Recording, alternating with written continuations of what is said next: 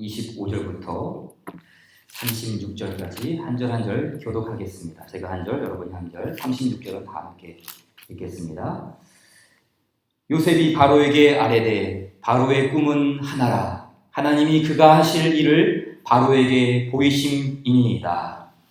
7 좋은 암소는 7배요 7 좋은 이삭도 7배니 그 꿈은 하나라.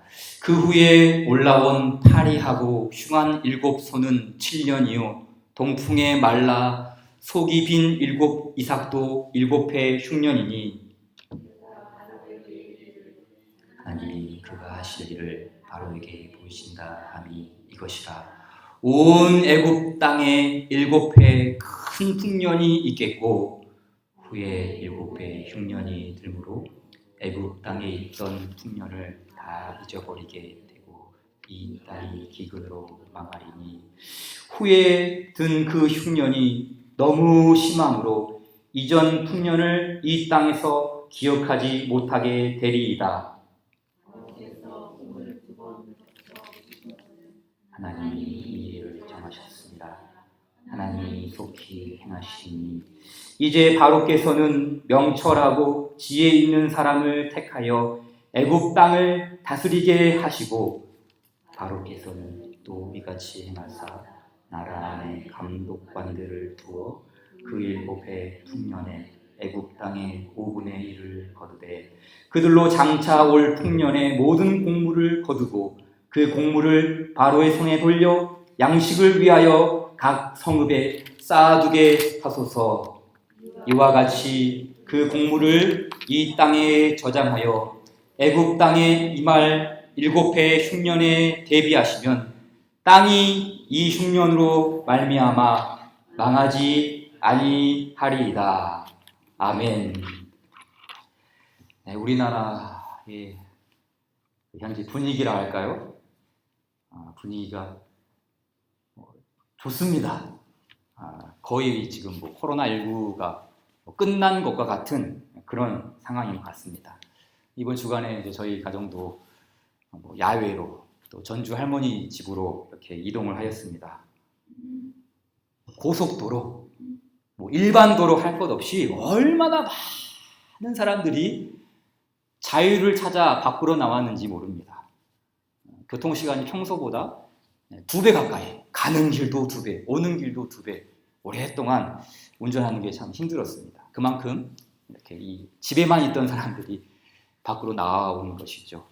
물론 아직 이 코로나 바이러스가 완전히 해소된 것은 아니지만 뭐라 그럴까요? 그 분위기, 그렇죠? 그 분위기가 거의 종식에 가깝지 않나 그런 생각이 들었습니다. 물론 이제 방역 당국에서는 백신이 아직 나오지 않았고 또 치료제가 보급되지 않았기 때문에 이제 방역은 좀 더 충실히 해야 한다. 방심하지 말라는 것이죠. 언제 어떻게 또 슈퍼 전파자가 나타날지 모르기 때문에 항상 주의는 해야 되겠죠. 그럼에도 불구하고 현 이런 상황들이 흘러가는 모양새를 보면 참 우리나라가 그래도 다른 나라에 비해서 빨리 이렇게 이 코로나19를 극복한 게 아닌가 그런 생각이 들었습니다. 그러면서 동시에 한편으로 이런 상황들을 염두에 두면서 이 코로나19가 우리에게 미친 영향을 좀 살펴보아야 합니다. 과거를 돌아보는 것이죠. 이 바이러스는 분명 인간이 저지른 악에 의해서 발생했습니다. 인류에게 근원적인 잘못이 있는 것이죠. 그럼에도 불구하고 우리는 무엇을 믿습니까? 모든 것을 다스리시고 통치하시는 그 하나님의 섭리를 고백합니다. 비록 인간의 악에 의해 발생한 이 바이러스라 할지라도 여기에는 이것을 허용하고 이것을 내버려 둔 하나님의 이 섭리가 결코 빠져있지 않다라는 것이죠. 그래서 이 하이델베르크 요리문답을 보면 하나님의 섭리에 대해서 다음과 같이 말합니다. 볼까요? 27문이죠. 하나님의 섭리란 무엇입니까? 좀 길지만 같이 한번 읽어볼까요? 시작. 섭리란 하나님의 전능하고 언제 어디나 미치는 능력으로 하나님께서 마치 자신의 손으로 하듯이 하늘과 땅과 모든 피조물을 여전히 보존하고 다스리시는 것입니다. 그리하여 잎새와 풀, 비와 가뭄, 풍년과 흉년, 먹을 것과 마실 것, 건강과 질병, 부와 가난, 참으로 이 모든 것이 우연이 아니라 아버지와 같은 그의 손길로 우리에게 임합니다. 이렇게 이야기를 하죠. 또 28문이죠. 하나님께서 모든 것을 창조하시고 섭리로서 여전히 보존하심을 아는 것이 우리에게는 어떤 유익을 줍니까? 답 같이 한번 읽어볼까요? 시작. 우리는 어떠한 역경에서도 인내하고 형통할 때에 감사하며 또한 장래일에 대해서도 우리의 신실하신 하나님 아버지를 굳게 신뢰하여 어떠한 피조물이라도 우리를 하나님의 사랑에서 끊을 수 없으리라 확신합니다. 모든 피조물이 완전히 하나님의 손 안에 있으므로 그의 뜻을 거슬러 일어나거나 되는 일은 하나도 없습니다. 그렇죠. 모든 피조물은 하나님의 뜻을 거슬러 일어나거나 되는 일은 하나도 없습니다. 특별히 이 온 세계를 덮친 코로나19를 과연 우연으로 치부할 수 있겠습니까? 인간의 죄악이 영향을 미쳤지만 여기에 하나님의 뜻이 배제될 수 없다라는 것이죠. 그래서 이 모든 하나님의 섭리를 아주 길게 우리 이 하이델베르크 요리문답은 길게 장황하게 또 간략하게 말씀했지만 이 종교개혁자 칼뱅 선생은 단 한마디로 이렇게 정의를 내렸습니다. 하나님의 확실한 명령이 없이는 단 한 방울의 비도 떨어지지 않는 것은 자명하다. 결코 하늘에서 한 방울 내리는 그 빗방울조차도 하나님의 뜻, 하나님의 섭리가 없이는 그 한 방울도 떨어지지 않는다는 것이죠. 모든 피조물이 바로 완전한 하나님의 섭리 안에서 운행된다는 의미가 아니겠습니까? 자, 우리가 잘 아는 이 요셉과 관련된 말씀도 유사합니다.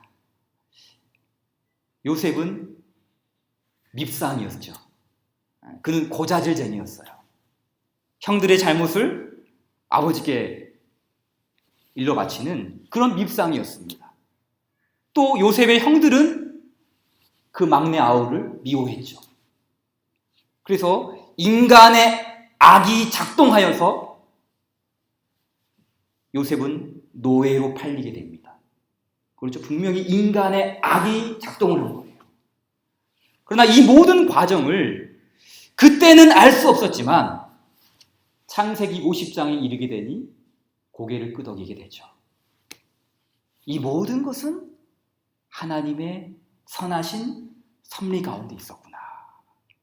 분명히 인간의 악이 그 모든 일들을 발생하게 했지만 그러나 그 결국에는 모든 것이 모든 피조물이 완전한 하나님의 섭리 안에 있다는 것을 우리가 시간이 지나고 나서야 돌아보고 깨닫는 것 아니겠습니까? 이 같은 맥락에서 이제 그 요셉이 애굽의 총리로 오르게 되는 그 결정적인 사건 역시 좀 유사한 성격이 있죠. 오늘 본문에 보게 되면 요셉이 바로 왕의 꿈을 해석합니다. 바로 왕의 꿈을 해석을 하게 되죠. 자, 이 바로 왕이 꾸었던 꿈은 어떤 내용이었습니까? 자, 우리 좀 볼까요? 41장으로 볼까요? 41장.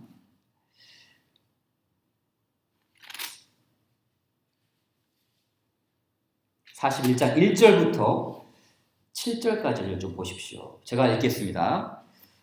창세기 41장 1절부터 7절. 만 2년 후에 바로가 꿈을 꾼즉 자기가 나일 강가에 서 있는데 보니 아름답고 살진 7 암소가 강가에서 올라와 갈밭에서 뜯어먹고 그 뒤에 또 흉하고 파리한 다른 7 암소가 나일 강가에서 올라와 그 소와 함께 나일 강가에 서 있더니 그 흉하고 파리한 소가 그 아름답고 살진 7 소를 먹은지라. 바로가 곧 깨었다가 다시 잠이 들어 꿈을 꾸니 한 줄기에 무성하고 충실한 7 이삭이 나오고 그 후에 또 가늘고 동풍에 마른 7 이삭이 나오더니, 자, 이 7 이삭 그리고 파리하고 흉한 7 암소, 이런 여러 가지 꿈들을 꾸게 되었습니다. 이 바로가 꾼 꿈,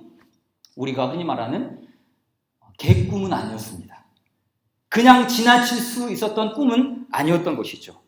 물론 우리가 평소에 꾸었던 꿈이 다 어떤 신적 계시가 있다는 그런 뜻은 아닙니다. 하나님께서 요셉을 사용하기 위해 특별히 이 바로의 꿈을 사용한 것이죠. 자, 그래서 이 꿈을 해석할 수 있는 요셉이 바로 앞에 서게 됩니다. 자, 창세기 41장 15절 16절 같이 한번 읽어볼까요? 시작. 바로가 요셉에게 이르되 내가 한 꿈을 꾸었으나 그것을 해석하는 자가 없더니 들은즉 너는 꿈을 들으면 능히 푼다 하더라. 요셉이 바로에게 대답하여 이르되 내가 아니라 하나님께서 바로에게 편안한 대답을 하시리이다. 자, 꿈에 대한 해석이 자신에게 있는 것이 아니라 누구에게요? 하나님께 있다라는 거예요. 그러니까 자신에게 주신 지혜는 하나님께로부터 왔다는 뜻이죠. 또한 이 모든 상황들 역시 뭐예요? 하나님께서 주도하고 계신다는 그런 뜻이죠. 바로가 꿈을 꾸게 되고 바로가 이 꿈을 해석하기 위해서 여러 사람들을 불러 모으고 결국에는 요셉까지 오게 되었는데 그 모든 상황들까지 다 뭐예요? 하나님께서 주도하고 계신다. 지금 그 말을 하고 있는 것이죠. 자, 그래서 25절 이하를 좀 보세요. 25절. 요셉이 바로에게 아뢰되 바로의 꿈은 하나라. 하나님이 그가 하실 일을 바로에게 보이심이니이다. 이 바로의 꿈은 어떤 꿈이었습니까? 하나님이 하실 일이라고 했어요. 하나님이 하실 일. 동일한 말씀이 28절에 나오죠. 내가 바로에게 이르기를 하나님이 그가 하실 일을, 그분이 하실 일을 바로에게 보이신다 함이 이것이라. 마지막 32절에도 바로께서 꿈을 2번 겹쳐 꾸신 것은 우연이 아니라는 것이죠. 하나님이 이 일을 정하셨습니다. 하나님이 속히 행하실 것입니다. 라고 하죠. 즉 7년 동안 애굽 온 땅에 풍년이 일어나는 일은 하나님이 하실 일이었습니다. 동시에 7년 동안 대흉년이 불어오는 것도 하나님이 하실 일이었어요. 아까 칼빈 목사가 말한 것처럼 하나님의 확실한 명령이 없이는 단 한 방울의 빗방울도 떨어지지 않는다. 이 하나님의 섭리를 말하는 거 아니겠습니까? 큰 풍년이든 대흉년이든 이 모든 일은 하나님이 하실 일입니다. 그 섭리를 이해하려는 것이죠. 하나님은 요셉에게 하나님이 하실 일을 보여주었습니다. 또 하나님이 하실 일을 깨닫게 하였습니다. 그리고 그 하실 일을 바로에게 말하게 했습니다. 온 세상이 하나님의 섭리 안에서 작동되고 있음을 그 바로 왕에게 전했던 것이죠. 우리 역시 마찬가지입니다. 이 코로나19는 마치 하나님께서 하실 일을 보여주는 샘플과 같습니다. 그럼 앞으로 온 인류가 맞이하게 될 미래는 풍년일까요? 흉년일까요? 장담할 수는 없습니다. 그러나 단 한 가지 확신할 수 있는 것이 있습니다. 무엇입니까? 그리하여 잎새와 풀, 비와 가뭄, 풍년과 흉년, 먹을 것과 마실 것, 건강과 질병, 부와 가난, 참으로 이 모든 것이 우연이 아니라 아버지와 같은 그의 손길로 우리에게 임합니다. 앞으로 일어나게 될 우리의 미래, 그것이 흉년이 됐든 아니면 풍년이 됐든 이 모든 것은 아버지와 같은 하나님의 손길로 우리에게 임한다는 사실이죠. 요셉은 그 하나님이 하실 일을 믿었습니다. 그리고 하나님이 하실 일을 대비하게 했습니다. 41장 36절, 이와 같이 그 공물을 이 땅에 저장하여 애굽 땅에 임할 7해 흉년에 대비하시면 땅이 이 흉년으로 말미암아 망하지 아니하리이다. 하나님은 하나님이 하실 일을 알게 하시고 하나님이 하실 일을 깨닫게 하시고 그리고 하나님이 하실 일을 대비하게 했습니다. 대비하게 했어요. 온 땅에 임할 그 흉년, 그것을 대비하게 했습니다. 이제 이 문제를 우리에게 밀착시켜 봅시다. 우리는 하나님의 섭리를 압니다. 하나님의 섭리를 고백합니다. 우리가 직면한 이 코로나19를 우연으로 치부하지 않습니다. 오히려 이를 통해 하나님이 하실 일을 분명히 보여주었다고 할 수 있습니다. 그러기에 이 하나님의 섭리는 운명이 아닙니다. 운명이 아니에요. 뭐 세상의 사주팔자나 이 점쟁이들의 점성술처럼 타고난 운명이 아니라는 것이죠. 요셉이 꿈을 어떻게 해석했습니까? 하나님은 7년 동안 대풍년을 예비하셨습니다. 또 대흉년도 올 것입니다. 아무도 그 하나님의 주권을 막을 수 없습니다. 그러니 잠자코 운명으로 받으십시오. 그렇게 얘기했습니까? 아닙니다. 성경을 보세요. 적극적인 명령과 행동을 이야기합니다. 자, 41장 33절. 이제 바로께서는 명철하고 지혜 있는 사람을 택하여 라고 했어요. 지혜롭고 명철한 사람을 찾으라. 찾으라. 이 택하라는 말이 찾으라. 이게 풍년이 끝나고 흉년이 올 것인데 그 모든 과정들을 대비하기 위해서 바로 왕께서는 그 사람을 찾아야 합니다. 택해야 합니다. 라고 했죠. 또 34절에는 바로께서는 또 이같이 행하사. 가만히 있지 말고 운명으로 그냥 받지 말고 행하라는 거예요. 나라 안에 감독관을 두어서 그 7해 풍년의 애굽 땅의 그 수출을, 그 모든 소산물들을 5분의 1을 거두게 행하라는 거예요. 양식을 구체적으로 소분하여 저장하라는 것이죠.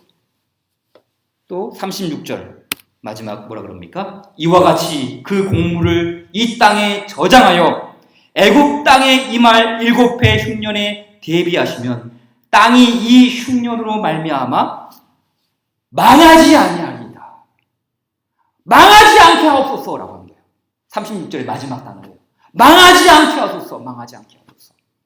그러니까 하나님께서 섭리를 알려주시고 보여주시고 그 뜻을 깨달아 알게 하신 이유는 전국에는 뭘로 귀착이 됩니까? 망하지 않게 해달라고. 망하지 않게.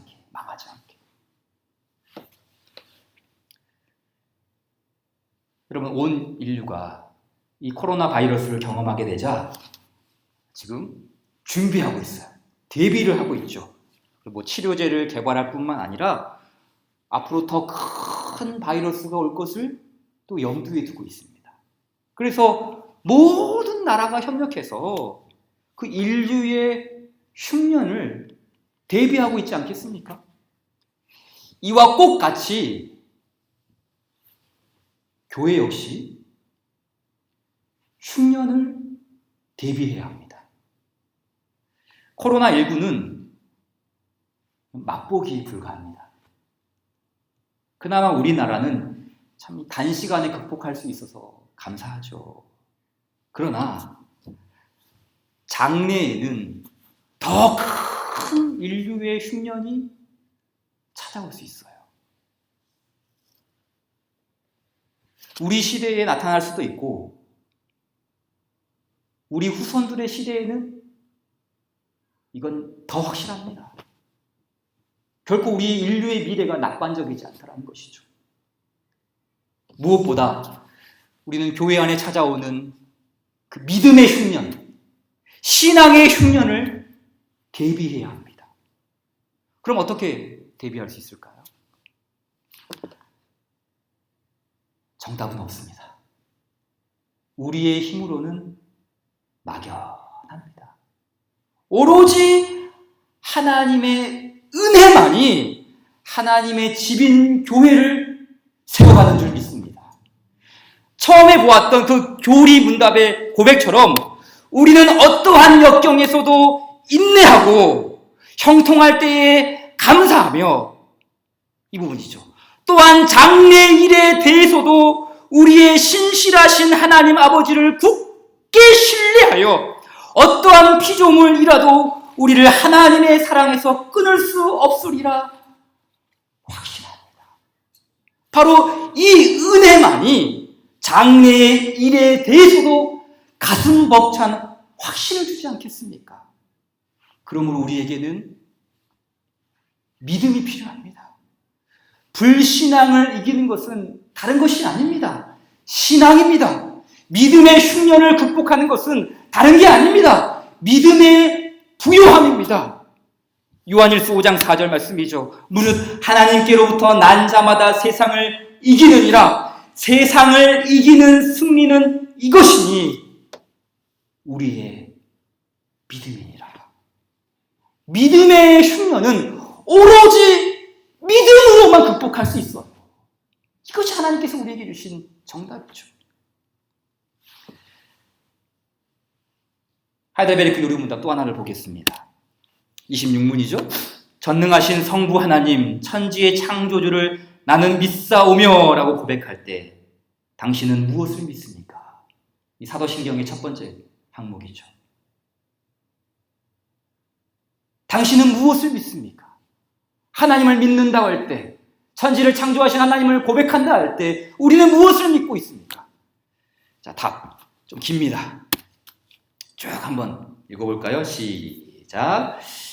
우리 주 예수 그리스도의 영원하신 아버지께서 아무것도 없는 중에서 하늘과 땅과 그 가운데 있는 모든 것을 창조하셨고, 또한 그의 영원한 작정과 섭리로서 이 모든 것을 여전히 보존하고 다스리심을 믿으며, 이 하나님께서 그 아들 그리스도 때문에 나의 하나님과 나의 아버지가 되심을 나는 믿습니다. 그분을 전적으로 신뢰하기에 그가 나의 몸과 영혼에 필요한 모든 것을 채워주시며, 이 눈물 골짜기 같은 세상에서 당하게 하시는 어떠한 악도 합력하여 선을 이루게 하실 것을 나는 조금도 의심치 않습니다. 그는 전능하신 하나님이기에 그리하실 수 있고 신실하신 아버지이기에 그리하기를 원하십니다. 아멘. 이 말씀도 좀 보십시오. 그 살아계신 하나님은 우리와 동떨어진 하나님이 아니시죠. 멀리서 관망하신 하나님이 아니라는 거예요. 무엇보다 이 창조주 하나님은 나의 하나님과 나의 아버지가 되셨습니다. 그의 아드님 독생자 예수 그리스도 때문에 나의 하나님과 나의 아버지가 되심을 나는 믿습니다. 그 창조주 하나님이 그분의 독생자 예수 그리스도로 말미암아 그 예수님 덕분에 나의 아버지가 되심을 나는 믿습니다. 이 고백을 하는 것이죠. 그런데 여기서 더 나아가죠. 그리하기에 바로 이러한 믿음이 우리에게 찾아오는 믿음의 흉년을 이기게 합니다. 바로 그 다음 절에 이런 말씀이 나오죠. 그분을 전적으로 신뢰하기에 그가 나의 몸과 영혼에 필요한 모든 것을 채워주시며 이 눈물 골짜기 같은 세상에서 당하게 하시는 어떠한 악도 합력하여 선을 이루게 하실 것을 나는 조금도 의심치 않습니다. 그는 전능하신 하나님이기에 그리하실 수 있고 신실하신 아버지이기에 그리하시기를 원하십니다. 우리의 전능하신 창조주 하나님을 신뢰하시기 바랍니다. 우리의 신실하신 아버지 하나님, 그 구속주 하나님을 믿으시기 바랍니다. 우리 하나님의 섭리는 이 눈물 골짜기 같은 세상에서 당하게 하시는 어떠한 악도 합력하여 선을 이루시는 창조주 하나님, 구속주 하나님이십니다. 그래서 우리 앞에 나타나게 될 그 막연한 장래, 낙관할 수 없는 미래, 그 모든 믿음의 흉년, 인류의 흉년 속에서도 하나님의 신실하심을 우리가 붙들고 굳은 신앙으로 살아갈 때 하나님의 선은 인간의 악을 덮으고도 남는 우리 하나님의 아름다움을 보여주는 줄 믿습니다. 그 하나님이 우리의 아버지 하나님이십니다. 이 찬송 548장을 찬송합시다. 548장입니다.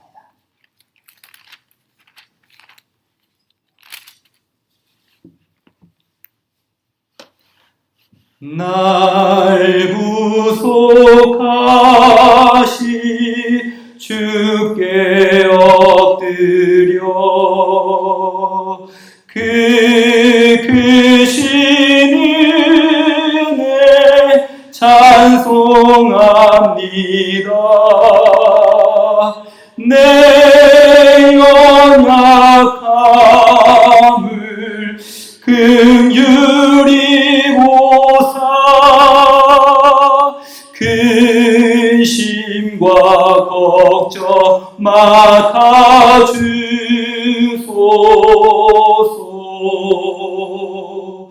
자비와 은혜 충만하신 주 진리로 우리 다스리시네.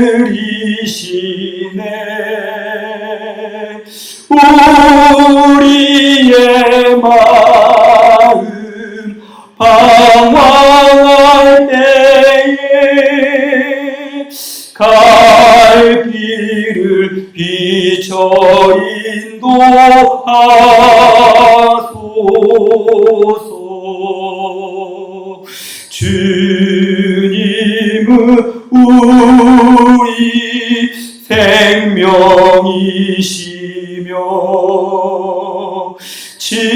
진리와 길이 되시나이다. 믿음과 소망 항상 주시사 섬기며 봉사하게 하소서. 주님의 사랑 한량 없으니 나 같은 죄인 주 안에 살고 내 안에 주님 항상 계시니 죄악이 나를 주자 못하네. 우리가 구원 얻을 때까지 믿음에 굳게 세워주시고 은혜와 진리 넘치게 하사 주님 뜻 이루어지게 하소서.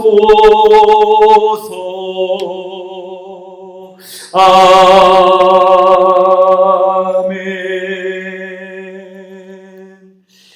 하늘에 계신 우리 아버지여, 이름이 거룩히 여김을 받으시오며 나라에 임하옵시며 뜻이 하늘에서 이룬 것 같이 땅에서도 이루어지이다.